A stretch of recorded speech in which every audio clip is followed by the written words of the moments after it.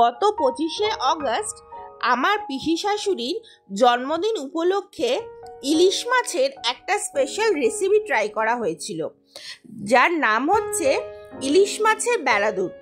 আপনারা এখানে ভিডিওতে দেখতেই পাচ্ছেন, এটা কিন্তু অন্য ইলিশ মাছের রেসিপি থেকে একটু আলাদা। এটা মূলত অবাঙালি রান্না, যেটা পাতুরির মতনই, কিন্তু এটা কিন্তু যেটা লাউ পাতার মধ্যে মশলা দিয়ে মুড়িয়ে করা হচ্ছে। আপনারা ভিডিওটা পুরোটা দেখতে থাকুন, বুঝতে পারবেন আমরা এটা কিভাবে করছি। এই দেখুন, ধীরে ধীরে মশলা সমেত মাছটা এইভাবে ম্যারিনেট করে সুতো দিয়ে লাউ পাতাটা ধীরে ধীরে হালকা হাতে আমরা মুড়িয়ে দিচ্ছি, যাতে কোনোভাবেই মশলা মাখানো মাছটা বেরিয়ে না আসে।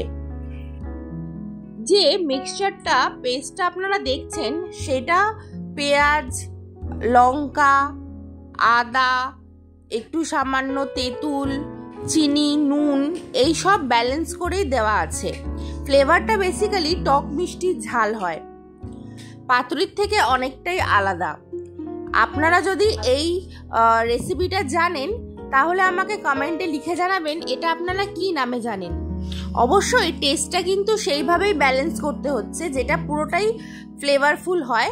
মিষ্টিটা কিন্তু হালকাই, আপনারা বুঝে দেবেন, কিন্তু ফ্লেভারটা ওই টক মিষ্টি ঝালের মতনই হবে। লাউ পাতায় ওই মাছটা ভালোভাবে মুড়িয়ে সুতো দিয়ে বেঁধে এভাবেই অনেক লো ফ্লেমে ধীরে ধীরে কড়াতে তেল দিয়ে ভাজতে হবে। এইভাবে দেখুন ভিডিওতে ভাজার পরের এই অবস্থা। ধীরে ধীরে সুতোগুলো ছাড়াতে হবে, যাতে কোনোভাবেই মাছটা ভেঙে যায়। আর এই দেখুন, এটা হচ্ছে রেজাল্ট।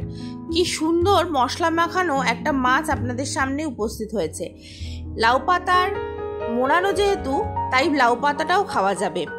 ভিডিওটা কেমন লাগলো তা আমাকে অবশ্যই লিখে জানাবেন। ধন্যবাদ।